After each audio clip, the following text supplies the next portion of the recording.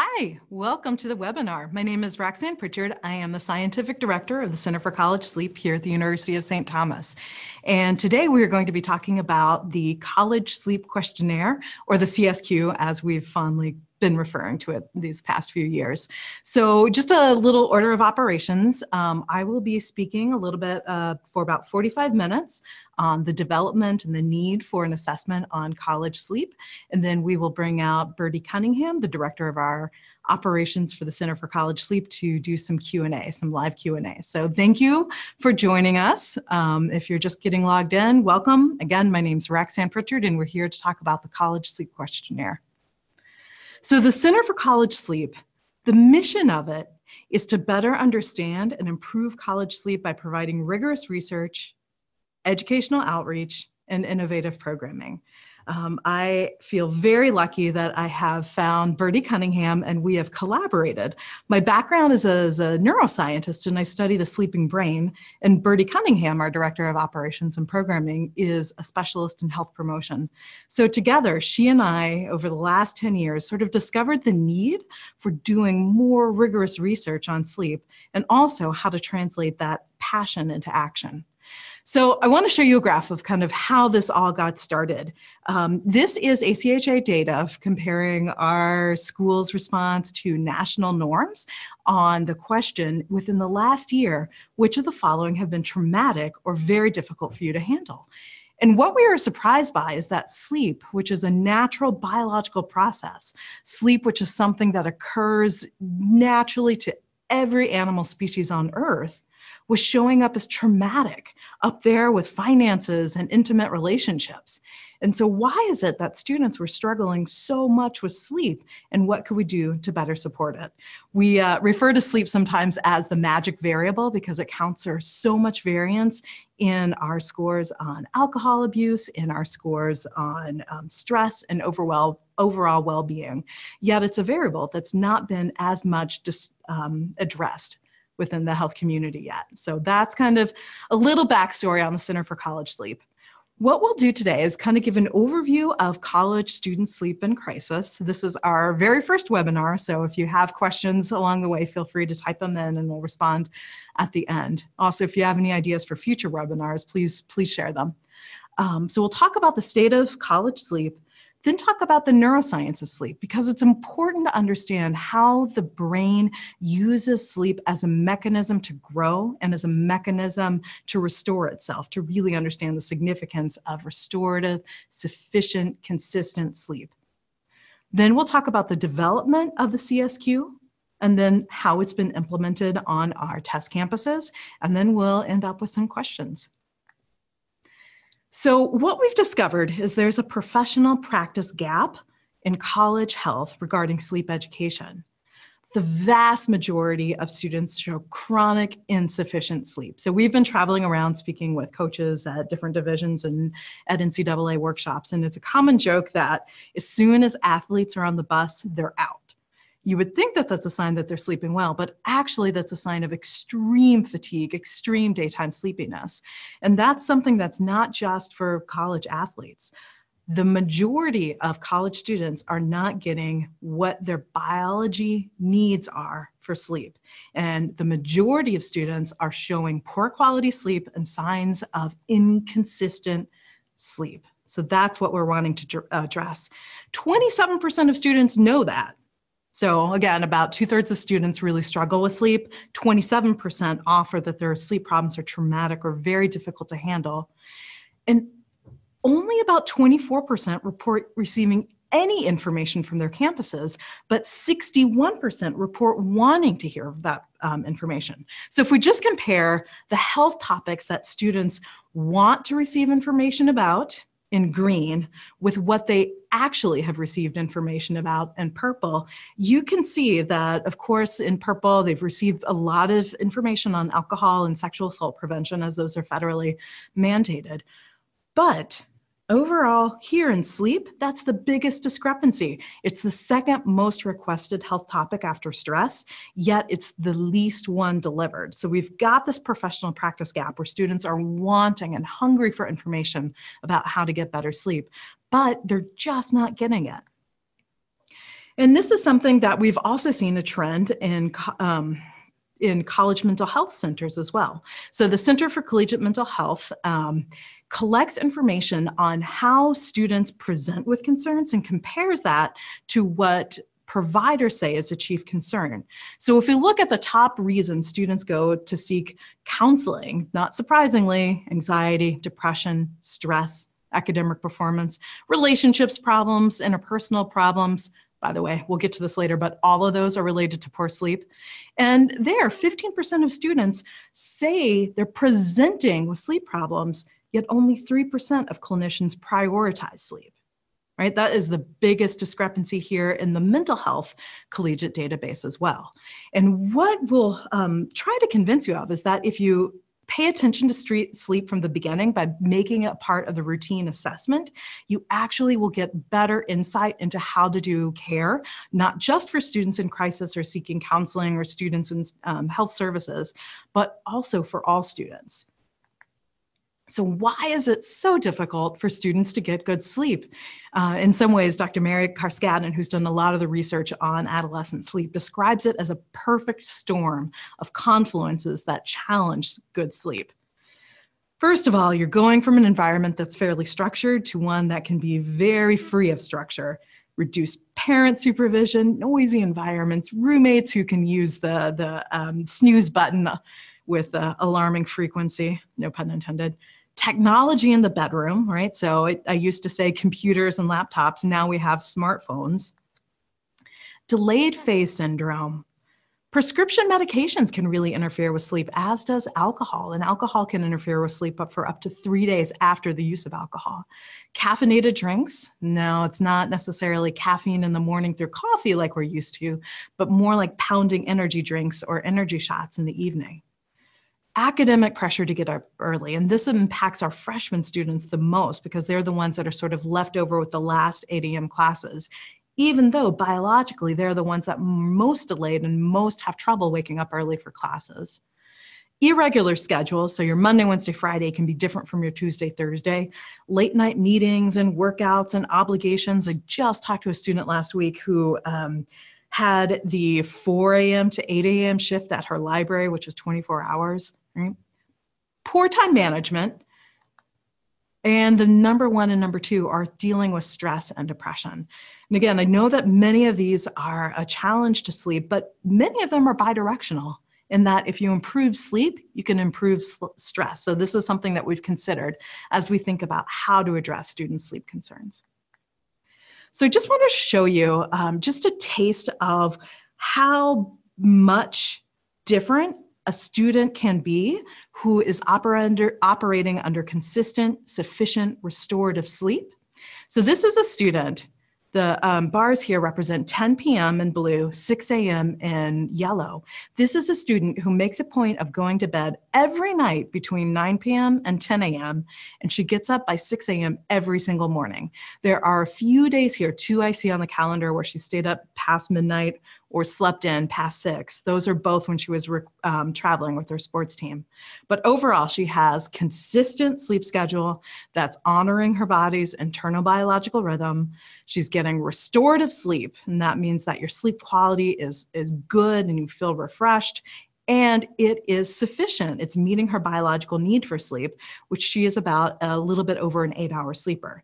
So if you see this and you're like, I can't even imagine a student doing that. It's rare. It is rare. She is an incredibly accomplished 2-sport athlete, pre-med, ROTC student. So she has her ducks in a row. And when we look at her biology, her circadian temperature rhythm, what we can see is that every day, each line is a different day, her body follows the same cycle. The body temperature rises in the hour before she wakes up. This is how we naturally wake up for sleep. So before our body wakes up, our body starts prepping us with increasing our cortisol and our dopamine and our temperature so that waking up, if we're not using an alarm clock, feels not so bad. She has a little afternoon dip, and then her body temperature falls as she's going to sleep, and this again helps us go to sleep. So the point of all this is I just wanted a tangible illustration of a circadian rhythm, and I wanted you to see this so that you can compare that to a more typical student sleep schedule. So the lines here are at the same time, 10 and 6. But you see, this is a student who sometimes goes to bed before midnight, but most of the time not. Sometimes stays up till 4, sometimes 2, sometimes takes long naps in the afternoon. And her Monday, Wednesday, Friday schedule is very different from her Tuesday, Thursday, and from her weekend. So just want to show you what a difference that makes to her biology. See that? It's a huge difference. So when I first saw this from a student's sleep class, I saw just how profoundly students' basic biology was suffering from poor sleep quality and inconsistent sleep schedules. And this is something that manifests not just in body temperature, but in mood, in alertness, in performance, in stress, in anxiety, and so many other things. In fact, somewhere between 5 to 10% of every single gene in our body is under the circadian rhythm. So if we have an irregular sleep schedule, that really messes up not just our body temperature and mood, but also gene transcription. And if you want to know information about that, I'll be happy to do a side webinar. It's very fun. All right, so let's talk about why we sleep. It's a beautiful, wonderful thing. One of my favorite things to do. I'm not ashamed to admit I'm a 7.5-hour sleeper and I love it. And one of the reasons I approach it like that is just because I know how important it is and how vital it is for life. So recently, and this was like after I got my dissertation, we started to learn more and more about the purpose of sleep. But I'll start reminding us of Maslow's hierarchy of needs here. So we see sleep at the very base of this pyramid, at the very base of our physiological needs, along with food, water, air. So if you think of a student in crisis, a student who doesn't have enough water, a student who doesn't have enough food, think about how distressed they would be. A student who doesn't have a parka in a Minnesota snowstorm, a student who's only getting 6 or 5 hours of sleep, or even 7 hours of sleep if they need more, is going to be in the same state of crisis. Yet their brain, since it's the one sort of monitoring that, isn't able to detect that as well. So what we see is when a student is low on sleep, they're having a harder time doing the other things on this pyramid, thinking about their belongingness and relationships, thinking about esteem, thinking about thesis projects. If your brain is so tired, your internal monologue is, I'm tired, tired. When can I take a nap? You're not able to sufficiently engage in the other things that students come to college to do. One of the reasons we've learned why we sleep has recently been discovered, and it turns out that when we sleep, cerebrospinal fluid channels in our brain open up an extra 40% and cleanse away metabolic waste, literally taking away metabolic waste of the billions of neurons that we have that are active and exploring and learning and processing information. Our brain takes up 20% of our calories. That's a lot of metabolic waste. So as I explained it to students, and forgive me for the crudeness of this image, as we're engaging in deep sleep, our brain is literally washing away brain cell poop. And this is an important thing to do because buildup of this metabolic waste is linked to Alzheimer's disease, is linked to dementia, is linked to poor cognitive performance. So I just wanted to show you a little bit about the two different types of sleep. They are important for different things. Slow wave sleep, and this is sort of just an image of brain waves, what the brain is doing during slow wave sleep. That's when our cerebrospinal fluid channels open up 40% more and these toxins are washed away.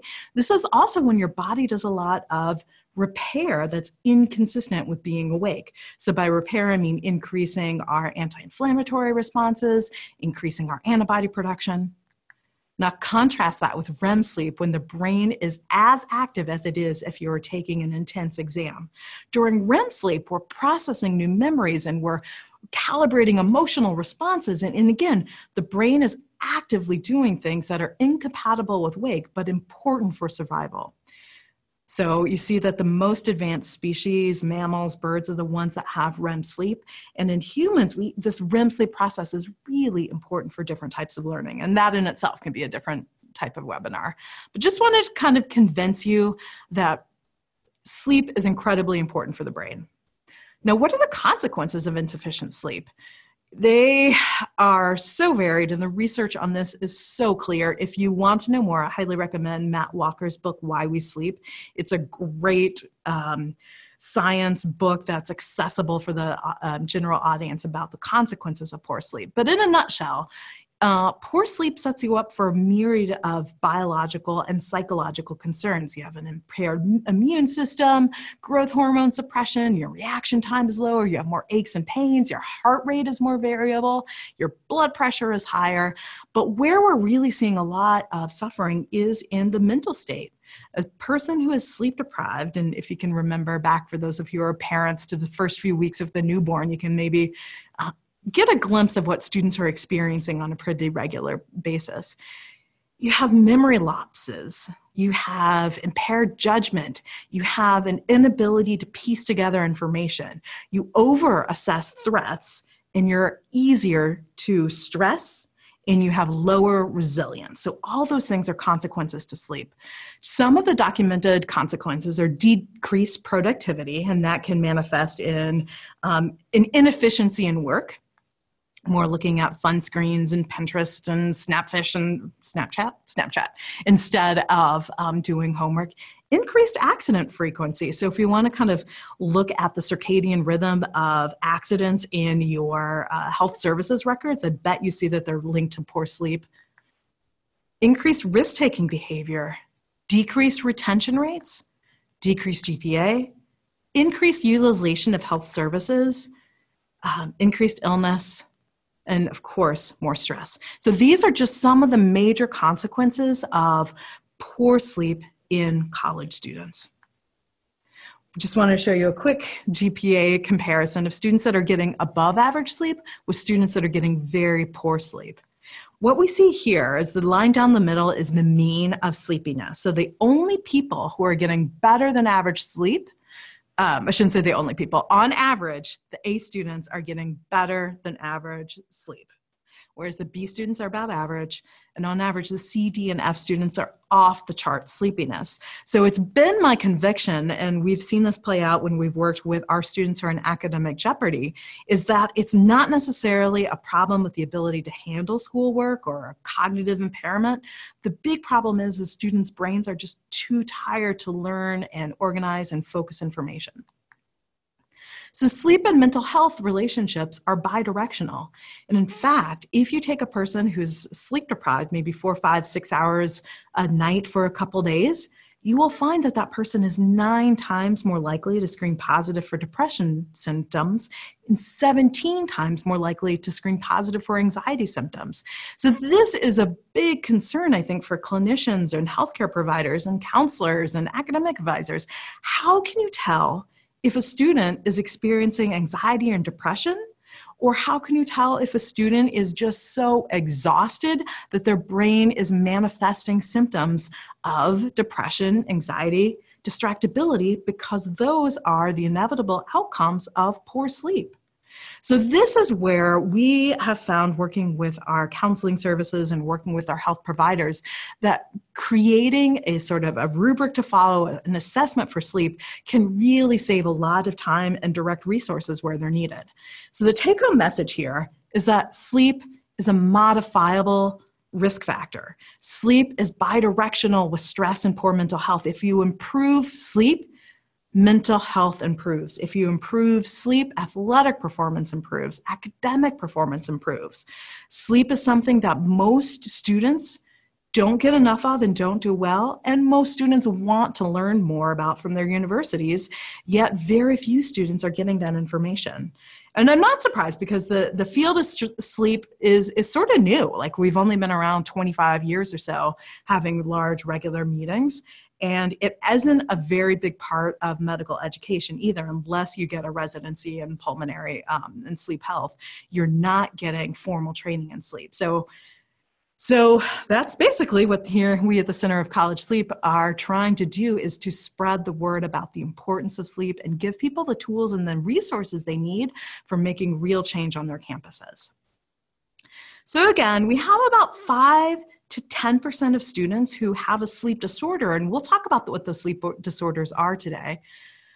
But about 40 to 50 or even more have significant sleep problems, so much so that it's interfering with their daily functioning. And what we need is a more specific, common dialogue to talk about sleep, right? Because think of all the words we have for nutrition, right? Think of all the different types of diets and carbs and proteins and plans. What do we know when we talk about sleep? How do we ask a student about sleep? What does sleep latency mean? What's sleep inertia? What's the circadian rhythm? How's the circadian rhythm aligned with their sleep schedule? How does the napping interfere with that? So we just need more vocabulary here to talk about sleep. And that's something that we think we can facilitate by creating this questionnaire. So this was, I don't know how many years back now, about at least 6 or 7 when I was working on my sabbatical. Birdie and I came together to sort of think about what assessments are there currently for college students around sleep. And frankly, we didn't find any. We found that there are many pediatric adolescent questionnaires, but those were geared to younger audience. There are adult questionnaires, but they didn't really pick up the concerns that most students are struggling with, right? They didn't really cover the primary problems that interfere with sleep in the young adult population, which is around scheduling, which is around stress, which is around emotion regulation, which is around the physical room environment. Therefore, we created the College Sleep Questionnaire as a tool for clinicians and researchers and students to use to better identify and address problems that students are experiencing on a daily basis. So again, I want to thank Birdie for that. When I first developed it, I thought, oh, okay, as long as we get a publication and kind of describe it, that's good. And Birdie was telling me, no, this is something the college health community needs. We need to figure out how to put that concept into an accessible action, because this could really change how students are receiving high quality health promotion information and assessment on their campuses. We know it's needed. So I just want to briefly say that we followed the Spirit and Gozel model for how do you develop a diagnostic or epidemiological tool for college sleep assessment. So we identified the purpose, we identified what questions we were asking, how to generate items, we piloted a couple times, we did some confirmatory and statistical analyses, and I'll just kind of show you a little bit more of that development process. So first we met with psychologists and students and psychiatrists and sleep physicians and college health staff members to discuss, hey, what are your sleep problems? What sort of questions are you struggling with? What more information do you want to know? And we did 3 rounds of pilot testing with increasing ins on different campuses, and this is all paper and pencil option. And then we turned it into a web-based assessment, which took quite a bit longer than Birdie and I first envisioned it would take to just quickly turn something from paper into an online tool. But we are really proud of what we've developed. So we, over the last year, have piloted that with 10 universities, gotten feedback, done a lot of testing, and then have revised it mostly just cosmetically to make it prettier and more accessible. So here are some of the subscribers that we've had for the last year or so that have been doing the College Sleep Questionnaire and providing us with really helpful feedback. So the CSQ, you can take it on a laptop, a tablet, a phone. The first part, so now I'm just going to walk you through the content. The first part of the CSQ is a self-assessment of disturbances. So what do students say is disturbing their sleep? And this is something where Birdie and I have learned on our own campus, things that weren't even on our radar, like when the snowplows come through. And also students' motivation to change. So you can kind of do pre and post tests. That is built-in feature of this, where students can compare where they were earlier in the semester with later in the semester, so you can kind of do comparisons across times. CSQ content, second part is sleep scheduling, and this is a really big piece of what we're doing. Often the questionnaires that are existing just say, what time do you usually wake up? What time do you usually go to bed? But we knew there's no such thing as usually for college students, so we ask about bedtimes and rise times and naps each day of the week for the recent last week. We ask about sleep latency, which is how long it takes a student to fall asleep. If it's under 5 minutes, it's a sign of extreme sleep deprivation. If it's over 20 or 30, that could be any number of problems that are interfering with sleep. We ask about sleep inertia. That's that feeling of sluggishness people might have after they wake up, but before their brain and body is fully awake. And students get to see a display that they can download and share with providers that really shows what their ideal sleep should be based on their circadian rhythm, whether they're a morning person or night person or in between, compared with what their actual sleep is. So we have yellow as saying this is your preferred circadian rhythm for sleep. This is where you are sleeping. So you can see that on Friday and Saturday, the student here is having what we call a pretty big social jet lag, where they're staying up a couple hours later on the weekend than the weekday. And what that does to the body, it can be equivalent of flying to New York to San Francisco every single weekend. We also see timing of naps. So this can be helpful just for students to eyeball what good sleep schedules should look like compared to their own. And this is also going to be helpful for clinicians as they would say like, oh, you have a really erratic sleep schedule. Let's figure out what we can do to kind of get that under control. We also ask about sleepiness. Now, sleepiness is an important thing because that is going to show up as a sign that something's wrong with your sleep. So we needed to assess how sleepy people are. And that's something that is pretty surprising to students when we go around campuses and do student talks and say like, you're not supposed to be fighting thoughts of sleepiness off the majority of your day. You're not supposed to feel like your eyes are heavy. You're not supposed to be thinking like, oh, if only can I lie down, right? So generally people, if they're getting enough rest, feel pretty good, a good 15 hours in a row at least. So we have students assess, we calculate their mean sleep time for that week, and they can see like, oh, you're averaging maybe under 7 or 6, where your biological norm should be somewhere between 8.5 hours for young adults. That's the amount of sleep their bodies need on average. Now, most adults are going to need between 7 and 9 hours. The way you can tell you're getting enough sleep is if you don't need an alarm clock to wake up. So that's kind of how we know if you're getting enough sleep. And that's always a big shock. And I like the way we put it here so we can see like students are able to see, whoa, I'm only getting 80% of the sleep I need. That doesn't sound so good.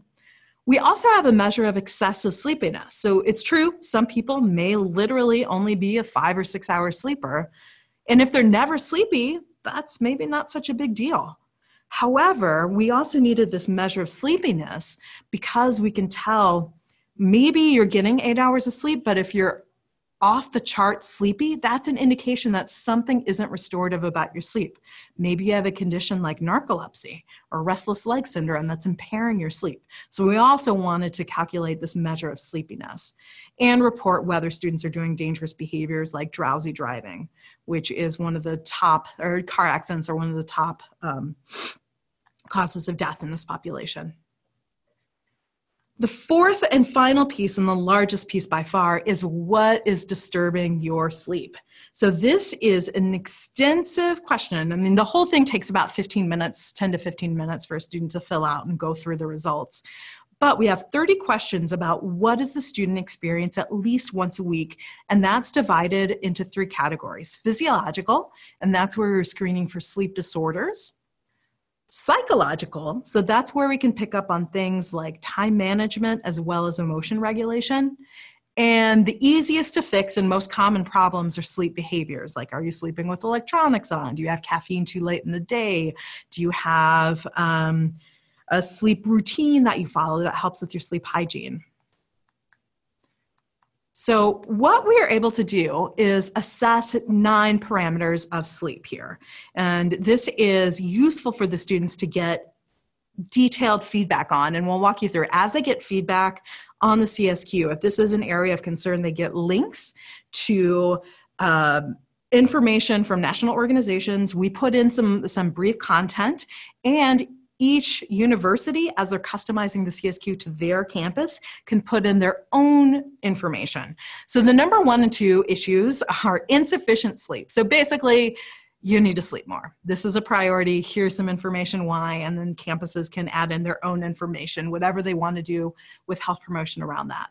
Time management, and this is where we link to some apps that can help with scheduling. This is where we often recommend that universities will link to their academic coaches or counselors or tutors or staff that can help with that. We also screen for a cluster of physiological disorders, including restless leg disorder, sleep disordered breathing, so that's like sleep apneas, narcolepsy, delayed phase sleep disorder, and that's where a person's biological rhythm is just pushed way far into the night.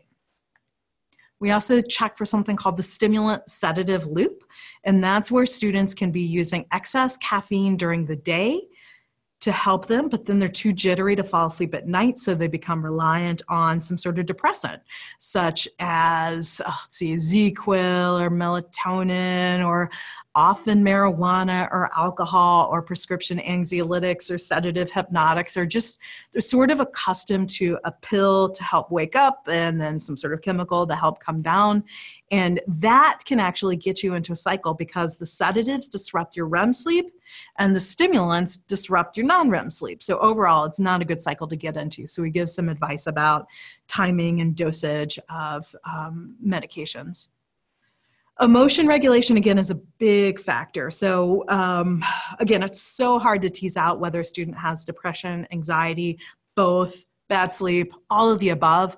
We do know that when a student is increasing their sleep, they tend to have big increases in their depression and anxiety. So sleep is a way, even if you have somebody who's comorbid for insomnia and depression, if you tackle insomnia alone, you will see better increases in or decreases in depression score or lifting of depression. So that's something where we sometimes we'll just link to places for stress relief, some podcast on mindfulness. Universities can put in whatever content they want, and links to how to get counseling support if that's a big deal.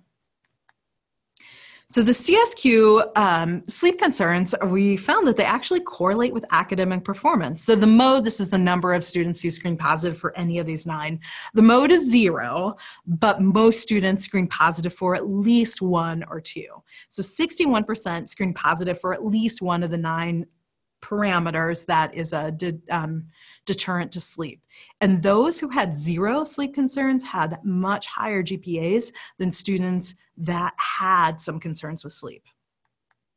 So what a student receives when they get the CSQ is they kind of fill it out, and then they get a PDF that they can email them to themselves or save or print, and a code that they can go back and share results with themselves after they've maybe done a health promotion or done an intervention. But they get these results that's organized around the sleep schedule and also the impediments to sleep, and has a piece that universities can customize with their own messaging, like where to go for assistance with various aspects. We wanted now to switch into frequently asked questions, and before we get to the live Q&A response. So how do you implement the CSQ on college campuses? And on our website, the Center for College Sleep, that's stthomas.edu/college sleep, we have a link of our references and articles that describe some of the ways these have been implemented, including a big spread in the Champion magazine from the NCAA that just came out this spring. One of the things we do is we do one-on-one reviews with students. So students can just come to the Wellness Center and we can kind of chat about the results. I've also seen universities train sort of health educators to talk and go through some of the initial results. We've done this with entire sports teams and gone through the typical concerns. And for the medical concerns, we've set up a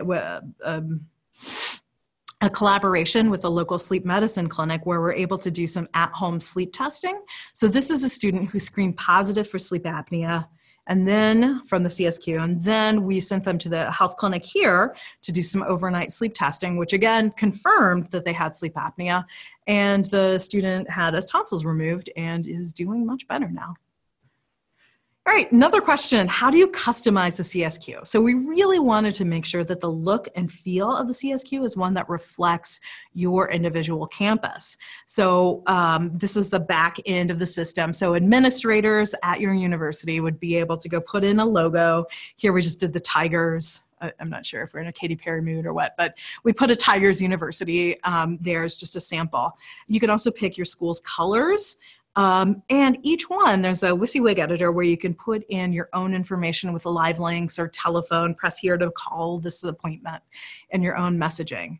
So you can customize your logo, color, and brand, customize student messaging for every parameter of sleep. And you also get a custom student URL. So it would be sleep, tigers, the CSQ.com, or whatever university you wanted. Next, universities will receive a snapshot, an institutional data snapshot. So they've got a data dashboard where you can get information that's already cleaned up and organized.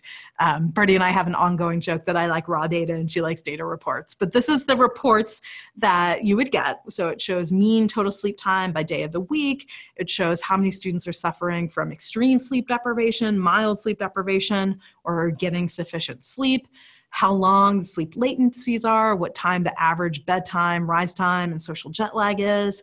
Get a word cloud with the things that are most interfering with students' sleep in their own words. And this can be really helpful for targeted health promotion. And what are the impediments to sleep that are most common to your campus? And that way you can use that information to do some targeted information.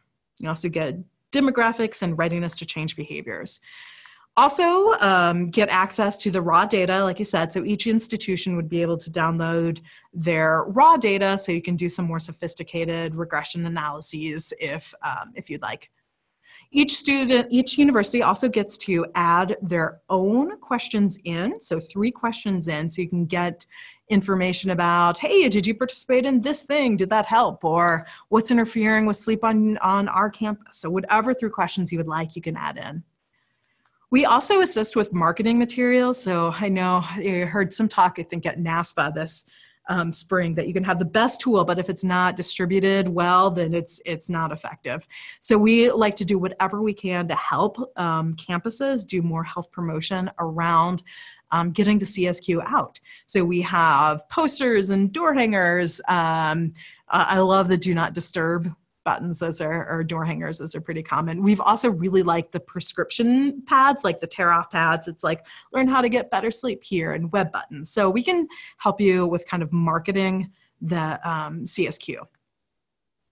We also would like to kind of highlight some of the health promotion activities. So you we'll get to this frequently asked question. It is anonymous, so we don't ask students to enter their own names. However, at the end, they get a chance to enter in their own names and get a certificate for completion. So that way, if you wanted to show, like run a contest, show that you've completed the CSQ and enter your name and to win some sort of reward, we could do that.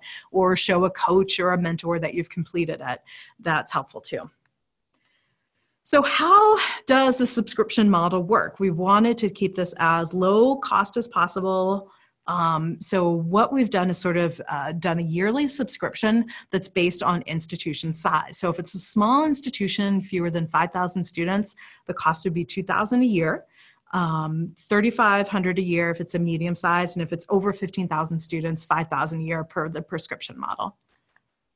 Privacy is a big question too. So this study is IRB approved on ours. We are sort of gathering the data from different institutions, and we'll eventually publish some research on that that's all been de-individualized. So no student's name or ID is ever collected, and it won't be, no institutions will be identified as having taken it. But we did want to gather data for sort of a national study of sleep assessments. But again, this has all been approved through our IRB. Individual campuses that might want to use this as part of a research study would need to get their own IRB approval if they wanted to do this as part of a formal research study that they publish. But if it's just for assessment purposes and the data is used internally, you would not need to get IRB permission. But we do ensure that there's no identifying information collected.